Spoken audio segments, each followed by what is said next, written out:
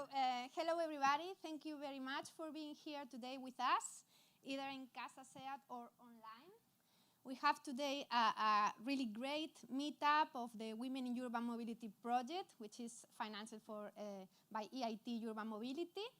So as you can see, women decision-making in urban mobility. We have great speakers, and we are happy and lucky also to have here Lluís Jofre, who is going to introduce the speakers and the meetup.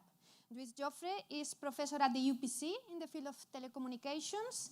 He's the academic director of CARNET, and also he's director of the chair SEAT UPC.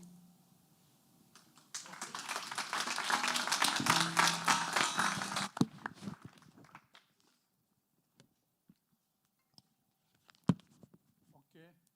Hello. Good afternoon, everybody. Thank you for attending, either from here or through the streaming. So I was asked to transmit you 3 messages.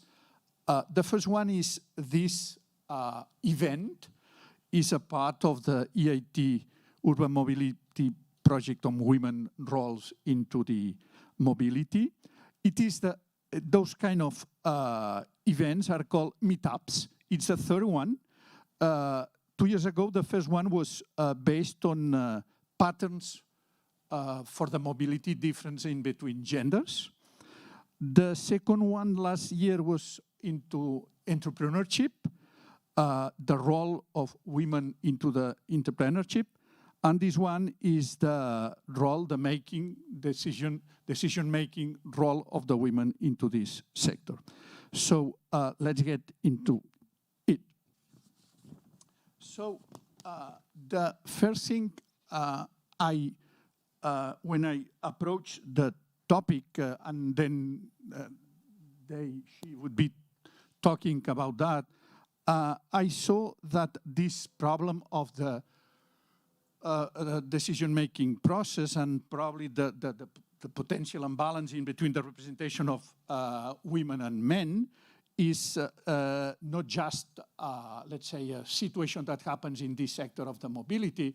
At the end, mobility is a very new territory, but that's related with the automotive one, that's a more mature one.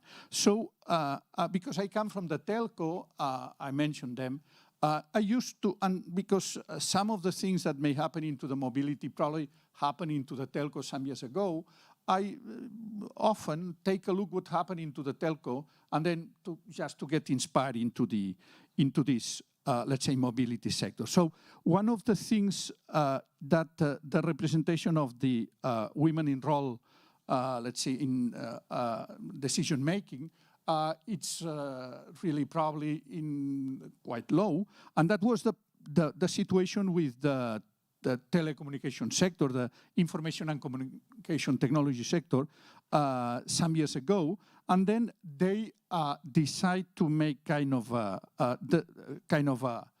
recommendation, because at that time, and we will be said probably during the talks, the position of the women in the decision-making roles in the telco is around 30%, corresponding 70% to the males, to the men.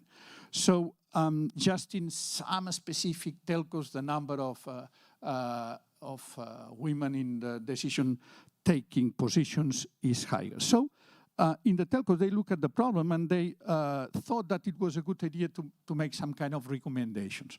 And so they just end up with 10 recommendations. I am not planning to mention all of them, but just 2 or 3 of them. One of the things they found was important was related with, for example, to set targets and track progress at every level.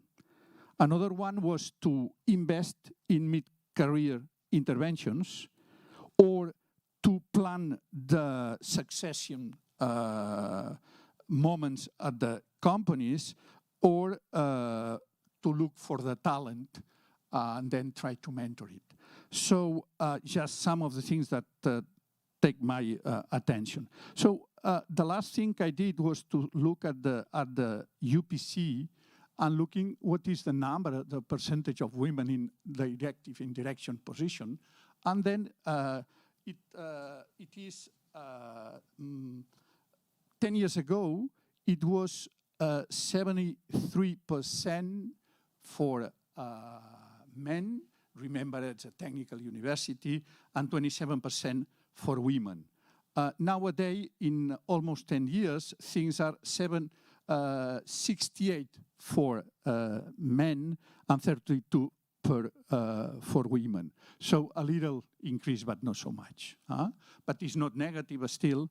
But I thought that it's really quite close to the one we saw.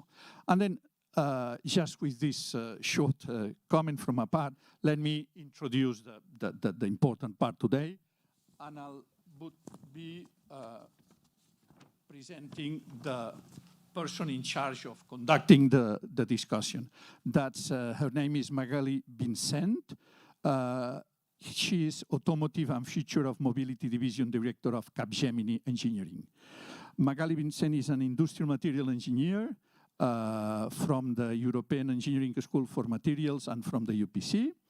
She has always developed her professional career into the automotive sector at the very beginning, from her beginning into automotive component supplier companies until her joined more to the services and to the mobility, to Altran, today Capgemini Engineering, and that's since 2007. In the field of consulting, where she has been part of the management committee of the automotive sector and responsible for the company for portfolio in this sector. In January 2021, she joined to the management committee of Capgemini Engineering as Automotive and Future of Mobility Division Director in Spain, representing a team of 400 engineers dedicated to mobility projects. Okay, so let's pass the role to Magali. Thank you, all of you, for being here. Thank you.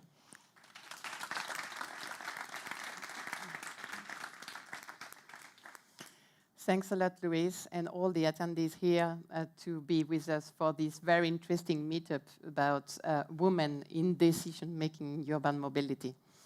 Indeed, the new urban mobility paradigm presents us with a series of challenges and decisions in order to improve the quality of life of all people. This opened the door for us in this transformation process to see more and more women with decision-making power in the fields of mobility. But promote and strengthen female leadership in the field of transport and urban development is not a simple task, as Luis, you were saying. Also, it seems that the inequality between men and women in our society is already overcome. Today, we continue to experience a gender gap. It is still a problem to find women in technological professional fields. Within the transport sector, according to the Gender Equality Observatory in Europe, women only represent 22% of the total workforce. To promote the presence of the women in this sector, the goal of achieving 40% women by 2035 has been set. To help me to provide you a clear view on it, we have with us today wonderful, I should say powerful women who are leading or pushing many initiatives in order to transform the world we are living in. Since their position in the industry, Sara Riera, Sonia Corrochano, and Marchao will be able to share their experiences and what the situation of women is in each of their sectors.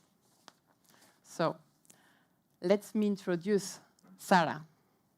Sara Riera is Head of Sustainable Mobility at SEAT. She holds broad experience in the automotive industry in the fields of production, operation, product management, and corporate strategy. For the last 5 years, she has focused in building business opportunities for mobility at the intersection of energy and automotive. Sara graduated in mathematics and in industrial engineering at the UPC Barcelona Tech and holds an executive MBA from ESA Business School. Welcome, Sara. It's a real pleasure to have you today here with us in CASA SEAT. Thank you. Now, let's pass from the terrestrial mobility to the air mobility with Sonia Corrochano. Hello, Sonia. Sonia is director of Josep Tarradellas Barcelona El Prat airport since 9 years already. We were mentioning before, that's 9 years already. And she has more than 19 years experience within the aviation sector, including management activities, consultancy, engineering design, and construction management. She's graduated in aeronautics engineering at the Universidad Politécnica de Madrid and hold a general management program from ESA Business School. Thanks a lot, Sonia, to be with us today. Before Sonia mentioned, perhaps they will call me tonight, so if Sonia has to leave running, don't worry, it's because it's a powerful woman. Finally, let's go to the maritime mobility point of view, thanks to Mar Chao. Hello, Mar. Hello. Mar Chao is today Director Port Operation in Port of Spain. With more than 20 years of experience, Mar Chao has developed a work in the port and logistic field, both in the public and private sectors, where she holds broad experience in many roles, like business development management, supply chain management, or general management of 2 companies, and for the transport of the Junta de Galicia. Mar is civil engineer from the University of A Coruña, where she's currently professor of the Master in Logistics and Transport, law graduate from the Open University of Catalonia with an MBA from the Caixa Nova Business School. Thanks a lot, Mar, to be with us today. Thanks. So, after the introduction of our great speakers tonight, let me explain you quickly how we'll proceed. Each speaker will have more or less 10 minutes to talk about their situation of women in their field, since we arrive normally more or less at 6 o'clock in the evening. Then we'll have 30, 40 minutes of question and answer session with your participation. So for people online, because I think we have also people online, you can write in the chat targeting one or all the speakers and mentioning your name and your job or not is as you want. And here in the room, only raising your hand, we will provide you the micro. Okay? Then at 6:40, Lluís and Margarita will do the closing and acknowledgements. Okay? Any question for now? So let's start. Sara, in the case of the automotive sector, to which I belong also, women represent a quarter of workers.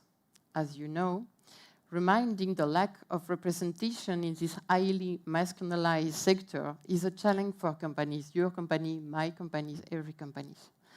In 2018, a study indicated that where only 60 women, 8%, in the top teams of the top 20 companies in the automotive sector, which represent only 1% increase compared to 4 years before.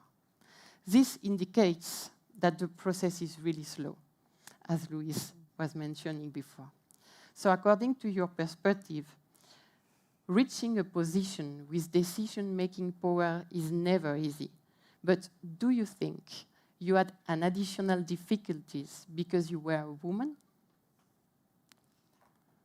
Well, great question in this regard. So actually, I must say that, as you point out, the numbers of the industry are not good in this regard. At SEAT, we are very proud of our numbers, but there's still a lot to go. So for you also to understand in the environment I am talking about, so at SEAT we have 21% of the people working, of the 15,000 employees are women.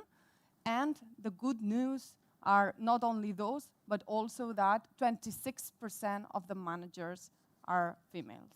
But still, what's happening now. I'm feeling very proud of a number which doesn't even reach half of the staff, right? So in general, at SEAT we have all employees same opportunities, and therefore I have the same opportunities as my male colleagues. But it's true that whenever you live in an environment where no equality or no parity is found, you need to take additional measures. So me, myself, for my career, I didn't have particular difficulties to grow inside SEAT. But it's true that one of the things that you experience is you tend to have more role models that are male than women.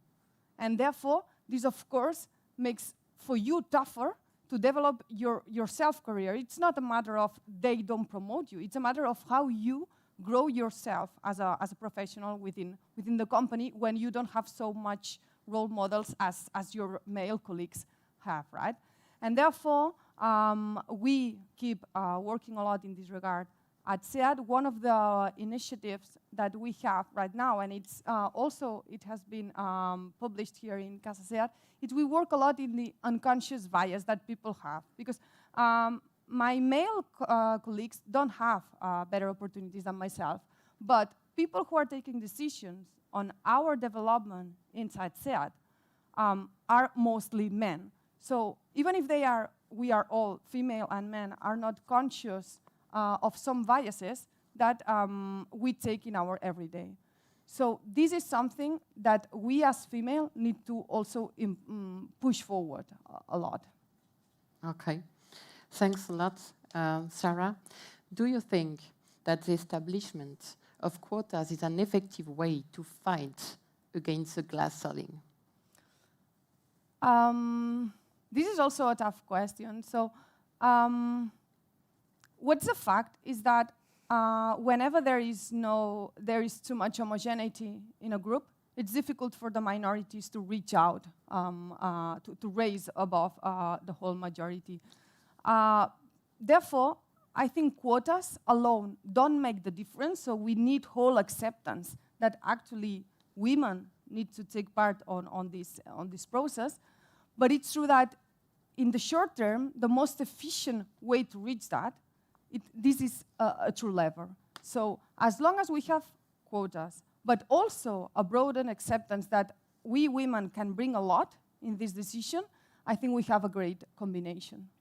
Okay, thank you, Sara. And do you want to highlight some projects you are proud of to help in this sense?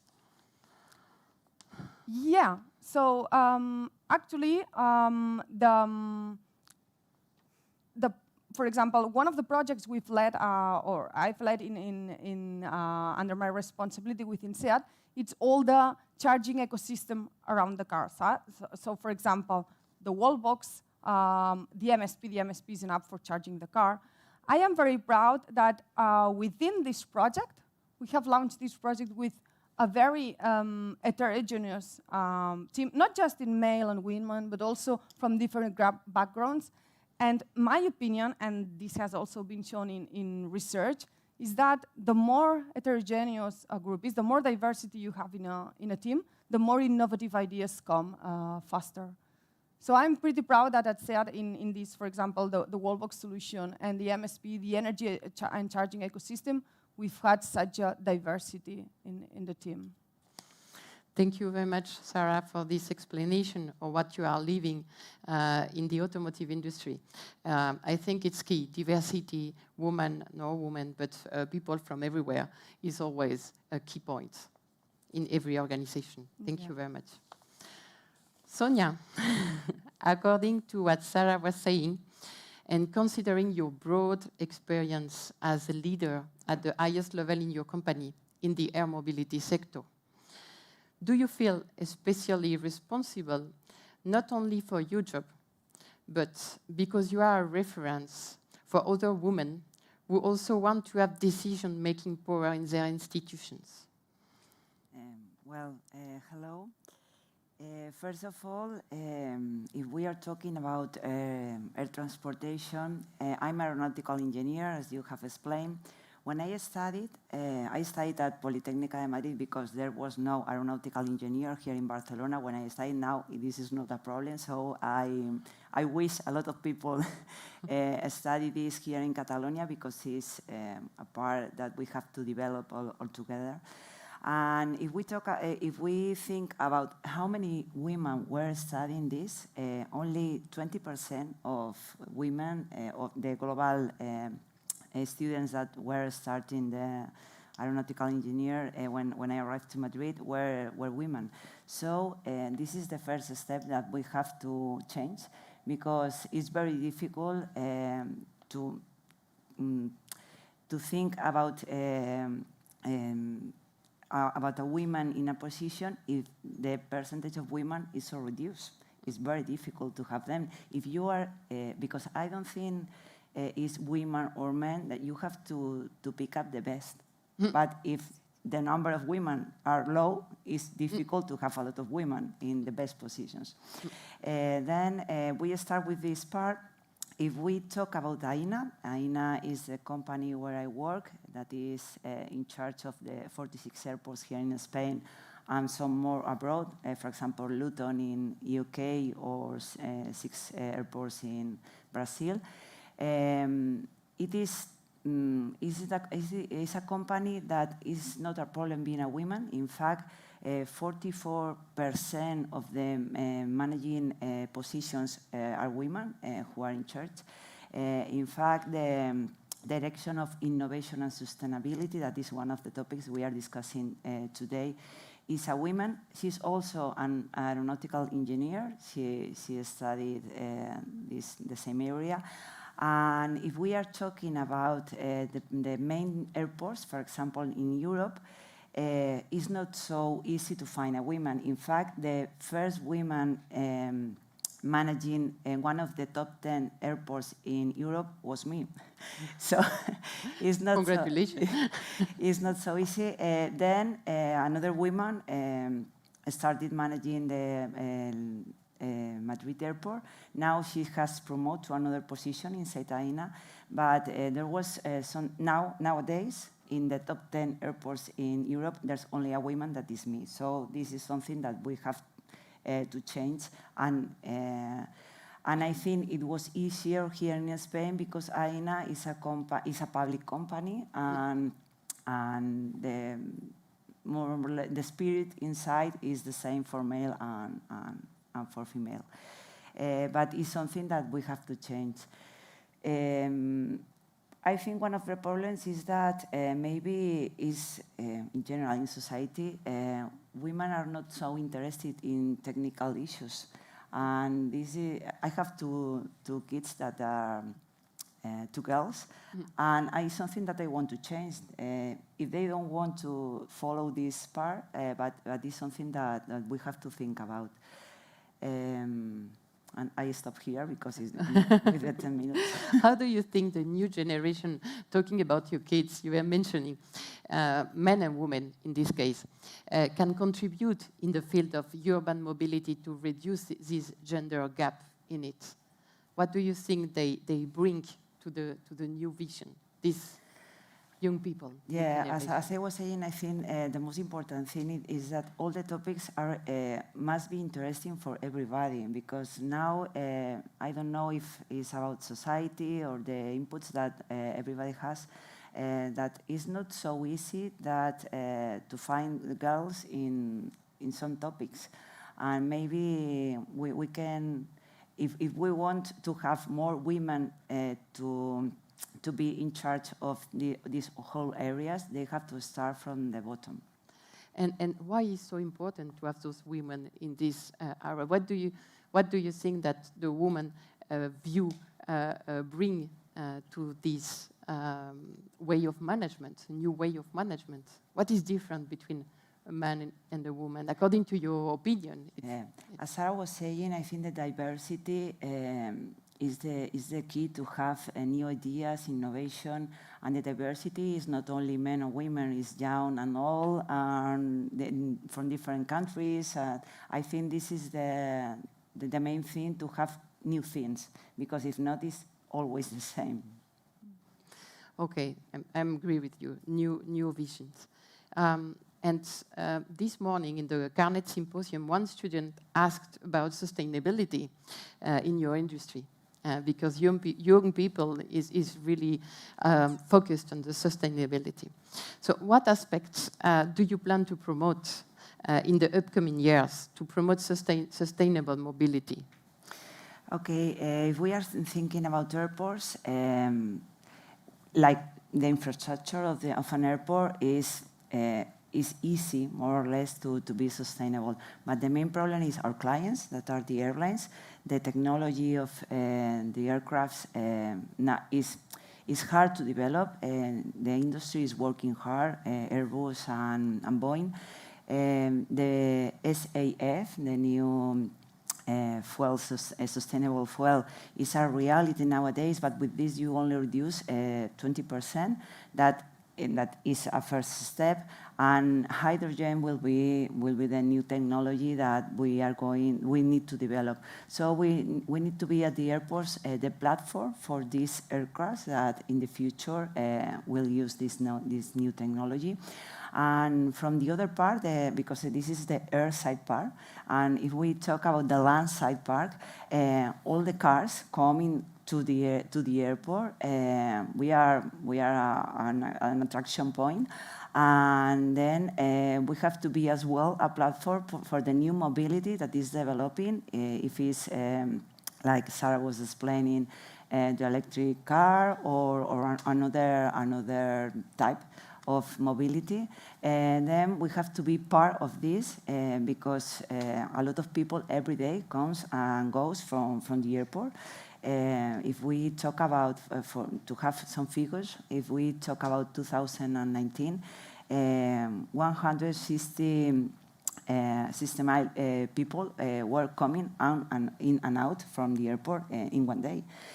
So there's a lot of cars, a lot of taxis, a lot of buses, and we are working as well with the train and metro, and the connection between different transport models is the future, and we have to be in the center of this.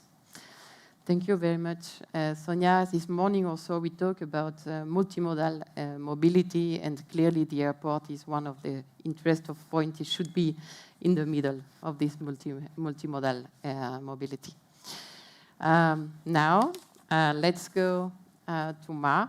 In order to achieve the goal I mentioned before of 40% of women by 2035, it is important to continue working to promote scientific technological vocations among girls, and to continue raising awareness and working to facilitate access by boys and girls alike to the STEM disciplines. Yeah, we were mentioning the education is so important. According to your perspective, technical disciplines in general tend to have more professional men than women. What do you think is differential in this gender gap in the field of transport compared to other disciplines? Or do you see no differences? Well, many things were already mentioned by my colleagues before, but, well, according to my sector, if we go to port sector, and focusing in port operations, which is the side more related with the day-to-day activities, something similar to Sonia happens to me. I was the first operations head in the port of La Coruña many years ago when I started working. And nowadays, I am also the first woman being head of operations director in Puertos del Estado. Things have improved a lot. When I started by 30 years ago studying in La Coruña civil engineering in the same university of Margarita, when I started, some teachers asked me what on earth was doing studying there, because I was a woman and I was not supposed to be studying a technical career. The true, well, my answer was that while my friends are here studying, if they are studying, I am also able to study. Because it was no tradition in my family to be a civil engineer. So the real answer was that my friends in in the school we were going to study civil engineer, and I decided to go and study. So in the very beginning, in the port of La Coruña, I also have things like that. So I think that it's very important for women, if they want to study a technical degree, go for it.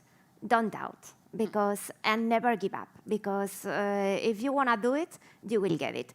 And that small things made you stronger, and also help you to take better decisions in your future positions without any kind of doubt. And I think that is very important for women being in every positions, because I think that we always have a different point of view. I think that things have improved because, for example, now in the managing director group of Puertos del Estado, we have parity, but it's really strange, we have to say, because, for example, in most port authorities, the number of women in directed positions is around 20%. And being the Port of Barcelona, the best with the higher rate of women in decision-making positions in the whole number of ports. So I think that it's important for the women to go for it and study technical careers if you want it. If you want to study another thing, go for it also. But it's, as Sonia mentioned, I think it's not a matter of gender. It's a matter that there are not so many women studying technical careers. And I think that it's not a matter of being male or woman. It's a matter of choosing the best for that position, nothing else. Okay, thank you. From your personal and professional experience, what would you say is the main contribution that the gender perspective makes to urban mobility? Or in another way, what do we lose if it is not taken into account? Well, I think that women, we have sometimes a wider perspective because I think that we are more multi-purpose, and I think that talking about mobility is something that we have to take into account. Because, for example, ports that are most of the times close to the cities, and talking about mobility, which is also a topic that we have to talk, is really, really important, because it's not it's really important to have the wider perspective, because it's not only just assuring that the vessel discharge of the ro-ro vessel gets the trucks in and out the vessel.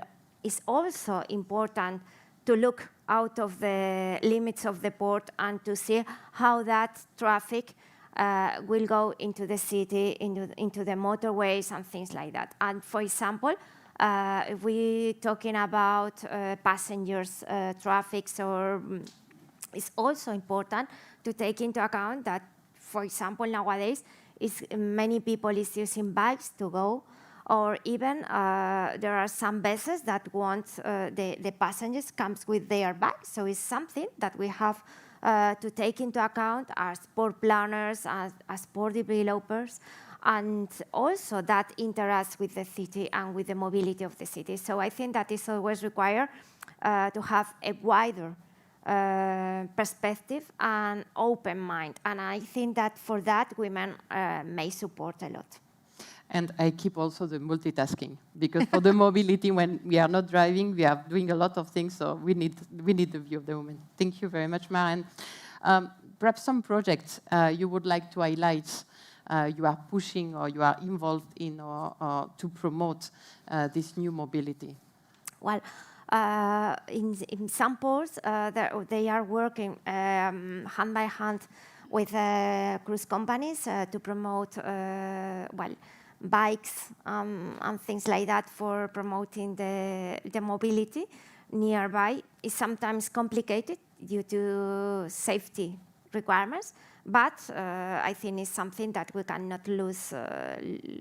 We have to keep an eye on that. And also, as Puertos del Estado, as Port of Spain, we are promoting in the whole Spanish port system well, electrical connections for the vessels, and also, of course, everything linked with new fuels, because in order to be more environmental friendly, because maritime is a quite environmental friendly mode of transport, but we think that we can be even more. And we are promoting a lot of initiatives in that sense, and we think that we have to keep on that. Thank you very much, Mar, for this explanation of your industry.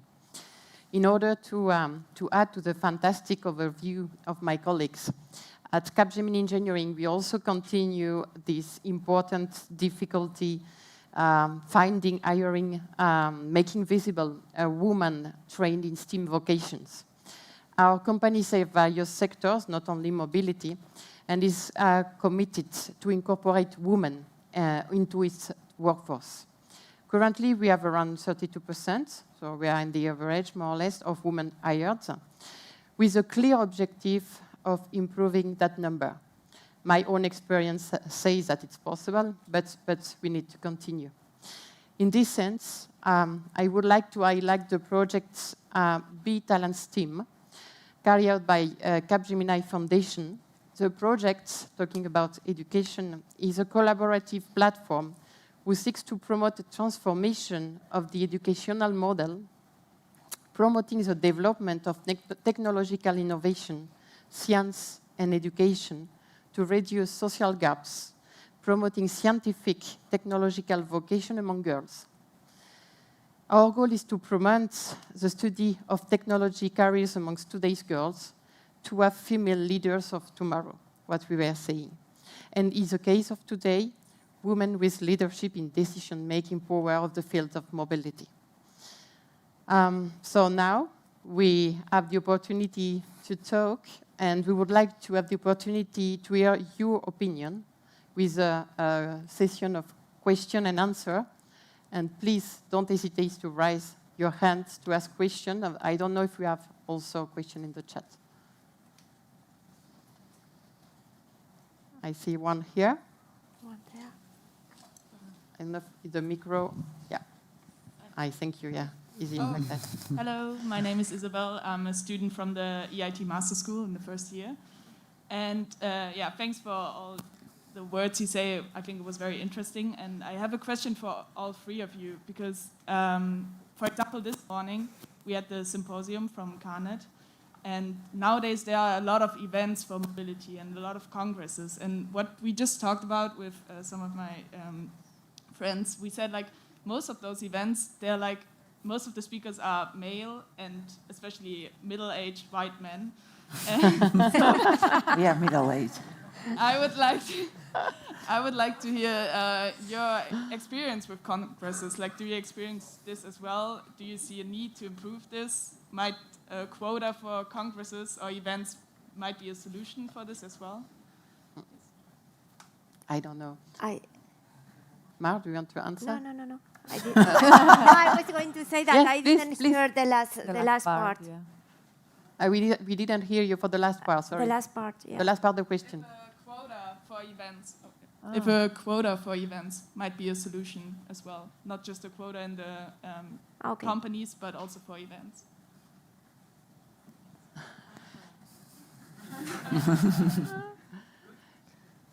Well, I go. Come on.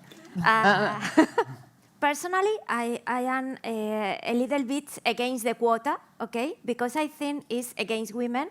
Because if things go smooth, we don't need quota because we are as good as they are. So I think that it's a matter of time that things will go normal. I remember many years ago going to the Netherlands and things, while there were much more women in decision-making positions because they were studying many years ago technical degrees. So it's just a matter of time.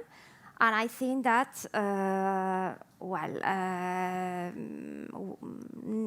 sometimes I think that the decision of quota is just made to force things, but I think that if things go this smooth, and I think that nowadays is not as the time I mentioned when I started studying, okay? I think that today, and I was working in very male sectors always, things are much more normal, and that if you are a woman and you want to do anything, you can do it. I always say think, dream, believe, and never give up. So with that, success is guaranteed.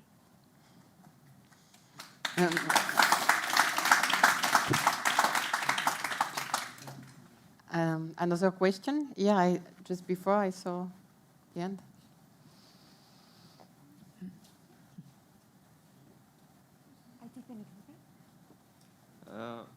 I actually had the same question, so. Same, no? Yeah, I wanted to make a question for Sonia or maybe for Mar. As a leader in these sectors, for example, in the Airport of Barcelona, are you sensitive to patterns of, for example, tourists or business people, women or men? Like, do you see they move different? They do different things, so you are women, you are more sensitive to that, and you can take action on that. Yeah, if we talk about the type of passenger, for us it's different, men and women, it's different, young and old. And we have we do a lot of studies thinking about the segments, the different parts of the public that we have, if they are families, if they are single, if they travel because of business, and it's really different, the things they expect, what they want, the money they want to spend, how they use the time, for example. And it's really different if you are talking from men and women and the different ages. And perhaps how do you use this information? You can say or you can't No, say. I cannot say. The data monetization, a very interesting topic. Another question? Hello, I'm Henry. I'm also a master's student in urban mobility at UPC. And my question is more related to how women reach decision-making positions and how that is affected, like from your perspective, and how it could be better for future generations regarding like to the care economy, like being mothers, because like some women see their like the development of their careers in danger because of like turning into mothers and having families. Like from your experience, how was it? Was it a seamless experience, or has it brought challenges? And what could be like better for future generations that want women who want to be in decision-making positions, but also want to be like mothers and like be part of the care economy? Mm-hmm. Who wants to answer? Sonia. I am not mother, so. We like you. I think the point is that you feel, like I'm talking as a woman, that you feel that you can do the same as she was saying. Don't never give up and think that you have the same capacities that the other person is a man or a woman. When I started in the position I'm now, I was 35. I had no kids. So I was in the moment to be a mother. And I didn't think a lot about this. Being the director of the airport, I had 2 kids. And I think the main thing is that you have to respect what women think. And maybe when I started, I was not a mother. I didn't know what I was going to feel when I had kids. And it was a possibility that I decided not to continue maybe in this position because I wanted to spend time with my kids or whatever. So I think this is one of the main things that you as a woman, you have to think if what you want is to continue, to not continue, and nothing in life is the same. You always have to choose. You cannot have everything, but not only with kids and women and positions in general. So I think you have to be proud of you, even if you continue with the position or if you decide when you are a woman to spend more time with your kids. The main thing is not to think that you will not have the possibility to.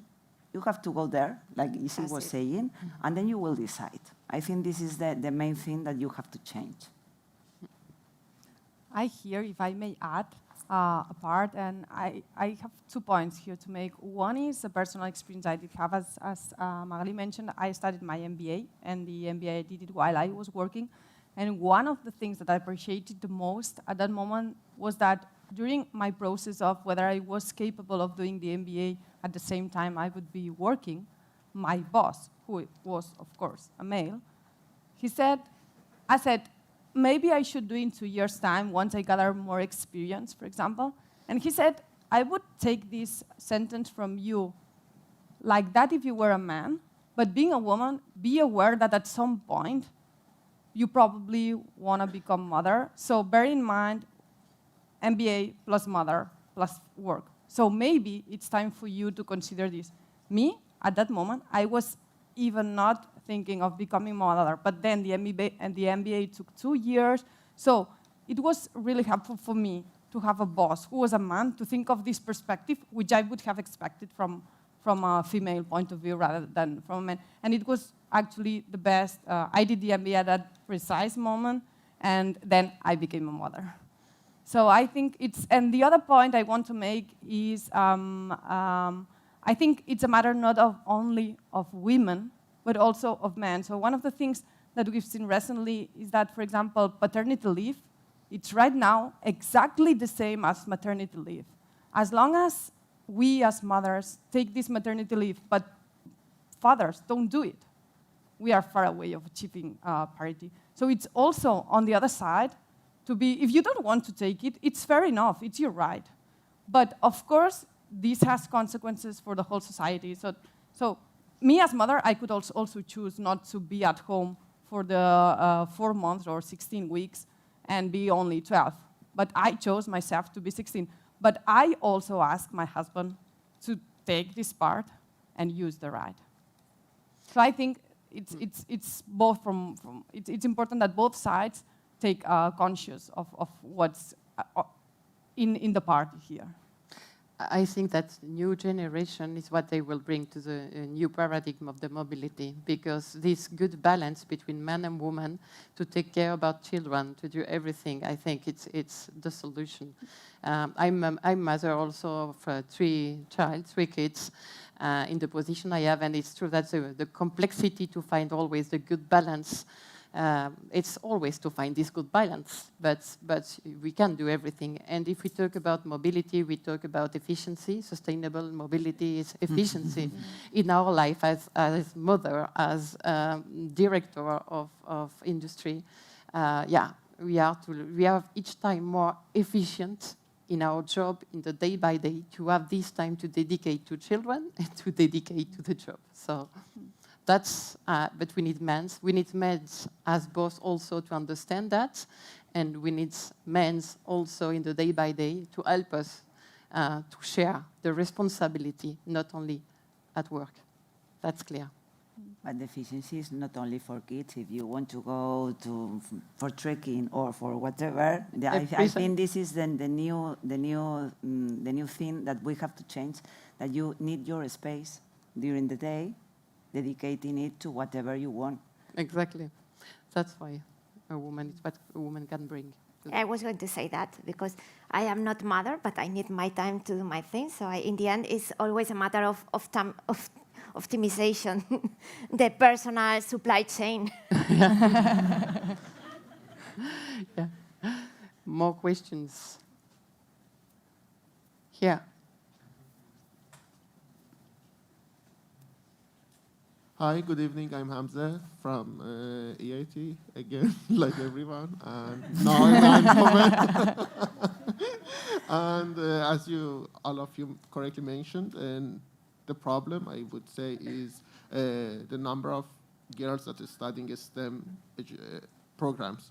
For example, in our university, I guess for each girls there are 2 boys, and when they are graduated and want to go to the job market, there is a problem.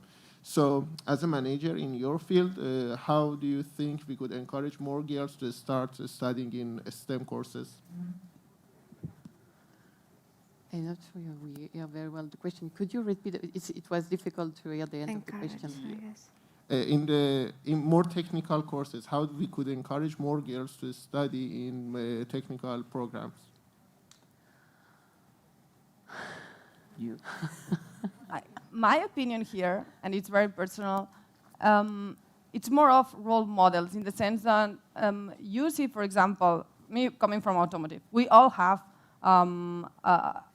in mind a kid playing with cars, but it's difficult today, not so, but it's still difficult to picture a girl being super fancy about having a sports car, for example. So I think it's, as Mar mentioned before, it's about life-changing, and I neither think we need to push people to do STEM careers or degrees. We need people to push to do what they like, but what we for sure need to push harder is to not stigmatize that girls don't do STEM or that boys should be. Boys can also become professors of or teachers in primary school, which is something that it's not as classical. I think that the real challenge is there, not in pushing people to do STEM, but in pushing people to do what they love, regardless of whether it's the common understanding or not in society. Yeah. In both sides. Yeah. The view of others, yeah. You have to avoid the view of others and the judgment. My kids have my kid, actually I have just one, has not yet had any... You say actually. Yeah, thinking it too. Has not yet had any male teacher. And I think it would be as well enriching for her. Yeah, and I have two kids, and they are boys, and they are playing all the time to the kitchen and with the baby. So, and the girl, no, at all. So yeah, everything is possible. And I think the new generation will help us in that direction, I think, really. More questions? I used detrás. Oh, okay. Hi, I'm Senna, also from the EIT Master School.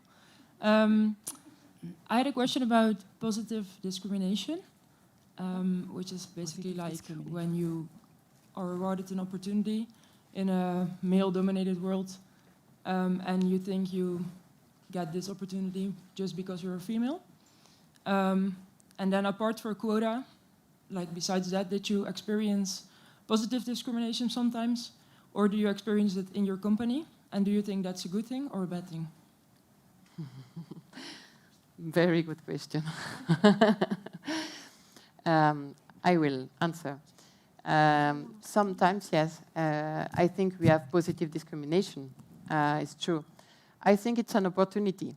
I think we have to bring and to use this opportunity to bring to the society what we can bring, because we have also the negative discrimination. So the important thing is to play with that and to try to take both opportunity in one side with a positive opportunity, with the advantage we have to go higher, perhaps sometimes it's true, easily. And in another side, when it's negative, it's true that we have to demonstrate and we have to work harder than others, that we also are able to do so like a man. So I think we can't have only the negative. We have the right also to have the positive. For me, it's clear. Another question?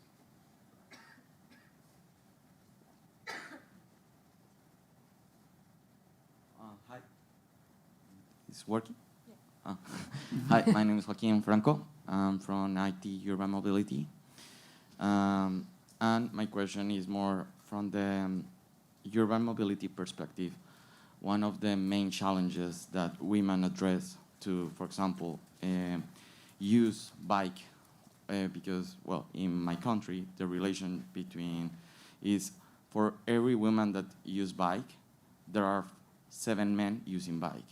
And usually it's because companies take the personal image and the presentation imposed for women to be always like, you know, very tight and everything.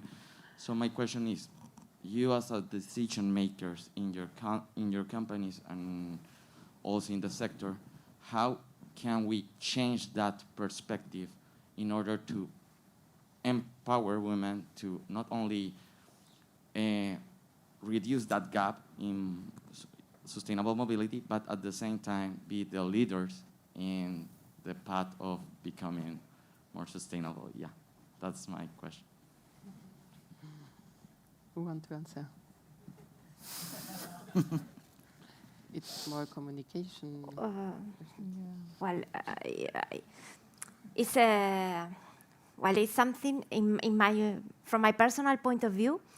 It's something that we as women we have also to change. Okay, because and in that sense. Probably I'm not a very good example because I am the one that many times go with my hair one side, the other side. You know, I just don't care really much. And I didn't have any trouble because of that. So I think that the same as men sometimes don't go so perfect every day. I think that we as women, we can go not so perfect every day. So I think it's something that we have to do ourselves because we go to work for working, not for going for a mobile passport, okay? But that's my really personal point of view. And I think that it's true that it's something that we as women, we can change. And I think that is now I think it's also that is changing and it's not so common to go with the high heels and so well arranged every day, and sometimes you go with jeans or whatever, and it doesn't happen anything. Okay, so we go to the office for working, nothing else. I think image go with what you want to transfer as a message in the position you have. So anyway, if you are a man or a woman, depending of the purpose of your meeting or the purpose of the day, of the target, the public target you have, I think it's a type of communication also, the image. So I think now we are in a society that it's each time more equivalent between men and women, because in my team I have managers, a lot of men, and they take care a lot about much more than me about image, and some of them are arriving like, and they are just perfect, and I learn from fashion from them. So I think time is really changing here in Spain. I think it's different perhaps in other countries. I'm French, so I think for example in France or North Europe, perhaps it's different in terms of culture. But here I think the people is quite open-minded on that. More questions? Yeah. Good evening. Thank you for an exciting. I would like to ask a question. So if you have to conduct an interview or have a business meeting with people who are coming from the countries where women are discriminated, how do you conduct those meetings? Do you bring men along, or are you trying to handle it yourself? And if yourself, how do you behave? How do you convey that you are the one who is taking decisions on behalf of your company? Okay, I can answer if you want. I have meetings with airlines coming from all the countries. So I have all the cultures. And at the Barcelona Prat Airport, when we have a meeting with an airline, you will find always 3 women. Me, the operations manager, that is another woman, and the head of my cabinet, that is another woman. So we are the 3 women in front of people coming. For example, there are airlines from the Middle East, and or for example from Asia as well, and you find men at the other side. They always arrive, and there's no men there, so there's no possibility to misunderstand who is in charge, because you will find only women at the other side. And we conduct as in a normal way. You have to know the culture of the other country, but for me it's the same if they are men or if they are women. You have to know the things that may be not good for them. For example, if they want you to touch them, but this is in general. Maybe it's something more important if you are a woman than if you are a man, or things like this. But if you know, for example, in AENA, we have studied these kind of things, but for everybody, not only for women or men, but for everybody, because this is important when you have a client from another country to know what they expect. For example, if it's a person from Asia, if you are talking about Japan, for example, and they give you a gift, they don't expect you to open it when they are there. You have to keep it, and when they are outside, then you can open it. For example, things like this. And I think this is something general and has not. And when they come here, maybe in their countries, they behave in another way. But if they want to discuss something with the airport, they discuss it with me. There's nobody if they want to discuss something.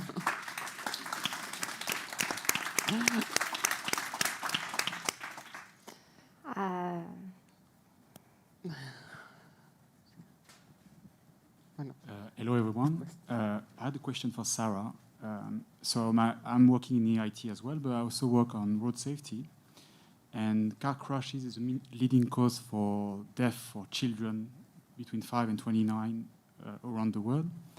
And I feel like in road safety, male drivers are more reckless, they speed more, they drink more, and they're creating more crashes and more death. While I'm working in road safety, most of the people I work with are women. Like, it's probably a big majority. So do you feel in the automotive sector, having more women promote safety? Do you think for instance, like Volvo, their new safety head is a woman? Do you have this impression working in your sector? So what was the question, sorry? Whether in my sector? In the safety? Yeah. Because in the crash safety, yes. It's whole team is women. Yeah. So the question is, if I understand well, let me try again, maybe. Basically, in male as a driver, they're more reckless than women in general. They create more crashes, they're more aggressive, they drive faster. And in road safety, most of the leaders usually are women. And do you feel like having more women working for car companies make safety a higher priority for those companies? For women, whether women have it in higher priority? Yeah, exactly. Safety. Do they bring it more to the table within the car companies? So what we have researched is that in general, and I'm always talking general terms, is that women tend to get together or have more binding with jobs that have an ultimate contribution to a purpose more humanistic than men. This is in general. Okay, I don't want to target. There's this man focusing more. This woman, she's different, right? So in this sense, it completely your statement completely makes sense, right? So these kind of jobs should be more attractive to women. But the reality is that we face what we have already discussed here. So coming from the university degrees, we have a lower share of women. So lower women come to the industry, in this case automotive, and lower come to management. As I said, at SEAT, management switches the difference. So I don't have particular numbers on the passive safety department yet, but my impression is that this is not represented in terms of women. What I can say to you is that we know that, and this is pretty impressive normally when we tell, it's more than 50% of the decisions, of the purchase decision of a car is done by a woman. So what we are definitely aware is that we need to have a lot more women than we have today embedded in the development process of a car, including for example, the crashes, the passive safety, in order to, for our own interest, so that this end decision is made considering this criteria as well. Thank you, Sarah. There was a question here.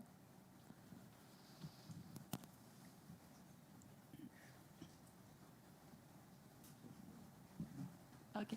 Hi, I'm Luz. I'm also part of the EIT Urban Mobility Program. And my question is a bit connected to the question before the last one. It's about that I was wondering whether you ever experienced that one of your colleagues or someone you had to work with looked down on you because you were a woman, and they were, for example, not listening to your options or thinking they knew better because they're a man. Because I think in the Western world, it's pretty okay that people are equal, but still, I think in some sectors, male people think they know better, which is, of course, never the case. But I was wondering whether you ever experienced it and how you dealt with it. Well, I can tell a personal experience. When I was working in private sector, I went to Yemen to an LNG terminal, and it was about 1,000 men and myself, okay? And I was, so I said, okay, here is my place. I will find a boyfriend for sure. When it was and in fact, well, I went there because, I was in charge of the contract, and the first time they saw me, okay, they just became red, okay, because I was a woman. But I think that, and I had to negotiate with them, well, the salaries and everything. And, well, if you treat people with respect, even in that very complicated situations that maybe a complicated country, I think you won't have any trouble. So at first sight, they were surprised, the first date. Later, just normal. I think it's a matter of being respectful, and that's it. And they don't even speak English. They will have one that was a bit kind of translator to do the negotiations and things like that. So even in that situation, I think it's, well, the situation nowadays is really complicated in that country, and even when I was going there, it was not so good regarding safety. But anyway, with respect and being professional, I think is the key. Never a problem. Thank you, Ma. One more question here.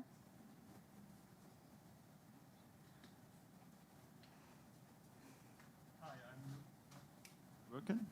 Yeah. Hi, I'm Lucas, also one of the EIT Urban Mobility Masters guys. And my question is maybe a little bit complex, but it's about your experience and impression. When we are talking about urban mobility, most of the people think about cars, and so it's still a very automobile-focused sector, which is also, as we identified it here, really male-dominant. And so my question is basically, how's the role of our car dependency also impacting the gender inequality, and so in a more general way, is our the way how we form mobility systems also enforcing like these inequalities in our society?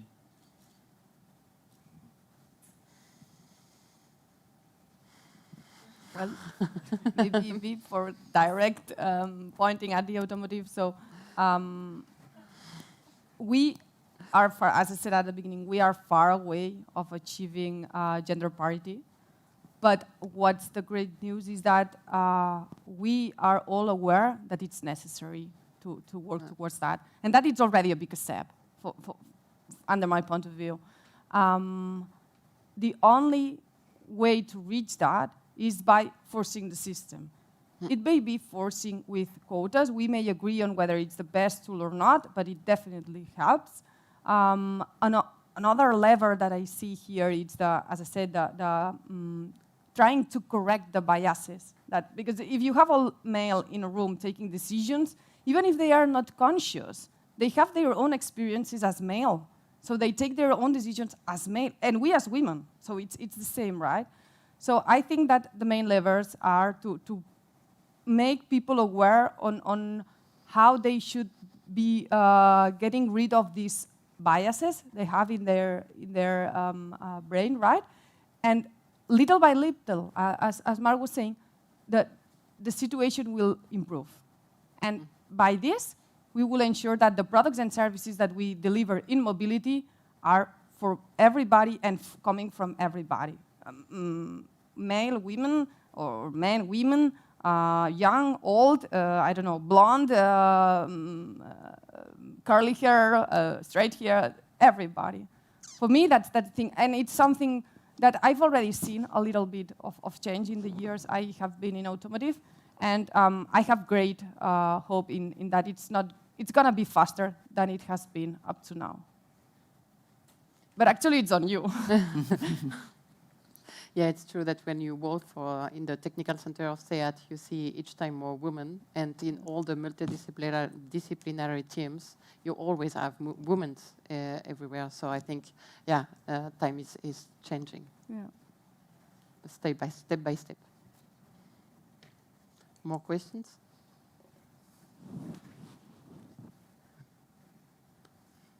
And I think the last one, perhaps. Yeah.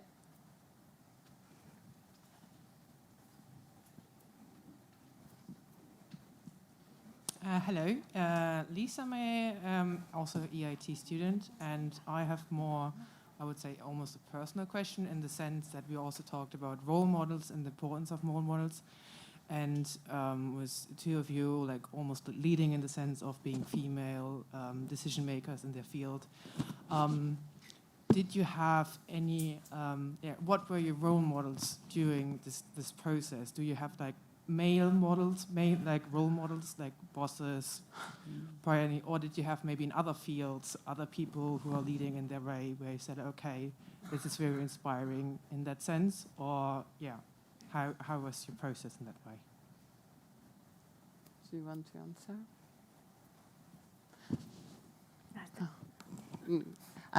I will answer.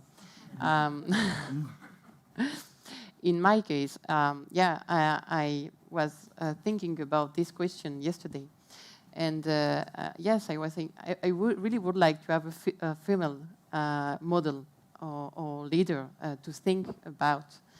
But I was looking into the literature.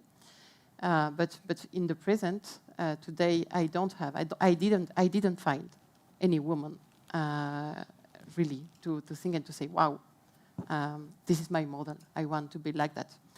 But perhaps it's not really answering to your question, but it's true also that when in the day by day in our field, in our industry, when we cross another woman with a huge responsibility, we directly connect with this woman, and how would say that? We are also proud to be part and we understand the challenge this woman is facing. And normally we understand each other like without any words, I would say in 5 minutes. So perhaps we don't have this model, but when we are in contact with, the connection is quick, and it's very interesting things happening. I don't know if you want to add something. The last question. I don't know. Thank you very much. I'm Laia from CARNET, and we are coming to an end, I guess. And we talked about, the balance between home and work, some personal experiences that you had in the past, and how you are dealing with all what you are dealing in your daily lives in a decision-maker position. And I think that we should take the opportunity today, because we are in a scenario full of young students that some of them are women, some of them are men, but they have chosen a technical field to move on in their professional lives. What would you give them as advice? And I ask you, all four of you, to move in the direction and to be successful if they want, of course, because it's also an ambition thing, if they want to progress in this technical world in the field of mobility. Thank you very much. I start the debate, and then please answer also. I think it's a very interesting question, Laia. Thank you. My mom always said to me when I was a student, provide you the opportunity to have the opportunity to choose. You have to be free to choose what you want to do. And I think it's not a question of women and men. It's only a question of motivation, and do everything to have the opportunity then to be free in your life to choose what you want to do. And for that, you have to study. You have to study because it's a way to arrive to have this possibility, and I think to be free in the everyday life. And it's not a question of gender. You can do what you want if you are motivated on that. Yeah, so from my point of view, what I would say is that you are the only one responsible for your own career, and don't hesitate to dream big. So I remember being at university and doing the double degree. So my highest ambition was to do it in the shortest time possible. So that was my ambition. That was being ambitious as a student, right? And this is something that then in my professional life, it's good to be ambitious, but it's also good to understand that things take time, right? So for me, it's important that you bear in mind what is your focus, what is your dream, where you want to go, and it's a matter of time. And of course, hard working, perseverance. So going behind this dream, but it's going to be there. So it's your own life. You are capable of doing that. That would be my, I don't know whether to say advice. I don't know if Sonia or Mar, you want to add something in this topic? No, I agree with you, what you're saying. There's a part of luck as well. It's not, you have to be in the good position at the good time, but when this opportunity arrives, you don't have to hesitate. That is the point that I agree with both, because if you think you are not, that nobody will think about you in this position, then when the opportunity arrives, you don't have to hesitate. Where I'm now, they offer me this position at 10 in the morning, and they give me 1 hour to say yes. I didn't even speak to my husband to say yes. And then when I called him, I said, I have said yes. So I think but that you have to feel that you can do it. And this is the main point. Yeah, I agree. I just can say we are the only ones that own our lives in this. And as Sonia said before, you have to choose. And I think that the main point is to be motivated and enjoy a lot in what you do, because in the end of the day, you spend many hours at work, so you have to be enjoying and being motivated, because if not, we will not perform well anyhow. And of course, never give up and enjoy always. Yeah, to enjoy. That's the word, I think. Finished question, I think, or someone else? No? Okay, so thank you very much to the three of you for this, answering to all the questions, for explaining how you live this position of women in the decision-making in the urban mobility. Now we'll go through Lluís and Margarita for the closure and acknowledgements. And thank you very much to all of you for the question.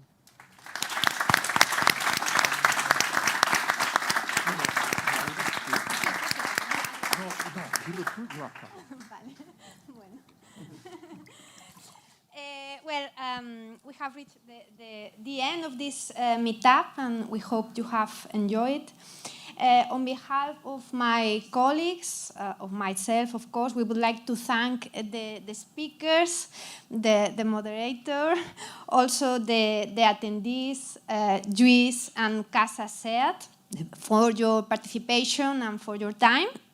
And I would like to take this opportunity for some announcements. So we have on Friday at the UPC the annual summit. This is the last event of the Women in Urban Mobility project at the UPC. It's going to be really interesting. We will have the speech of Maria Tesavachidis, the CEO of EIT Urban Mobility. And after that, we will have some, funny activities, because we are going to participate in a workshop. We will also go through the diagonal with nice T-shirts, and also to have some snacks. So we invite you to participate. And also, I have here also a nice announcement. In CASA SEAT, Alice Charles from the World Economic Forum will be this Wednesday, so on Wednesday, in this place at CASA SEAT, talking about the smart cities and sustainability. So you can join by registering in the website of CASA SEAT. And regarding our annual summit and also the newsletter of the Women in Urban Mobility project, because on Friday we have the last event of the year, but next year we will continue doing things, and you can also register for to receive the newsletter. So if you like the project, please don't hesitate to do this. So I give the word to Lluís. Okay. No, just two things. As a representative of European Institute of Technology Urban Mobility, I'm supposed to be the vice president at this time. I'm really feel proud, happy. That was a luxury, I would say, representation. Then I kept in mind plenty of ideas, but let me just take two. One, it depends, you were saying in one way or the other, it depends on you. It depends on your own choice. I got that. The point is to have the choice, you have to be well prepared. And then that's, all of you were, let's say, with a really great preparation. So I propose the one attending here today, and especially the youngs, that the preparation is the basis to be free to select. And then that's my final. And a phrase that I'm also taking, it's gonna to be faster. Some one of you, it's gonna to be faster. And when I look to the percentage on the people attending, the young ones from the master, I would say that the percentage of women is really higher than the average, and that's really great. That's why it's going to be faster, perhaps, maybe possible. Thank you very much to all of you, really great.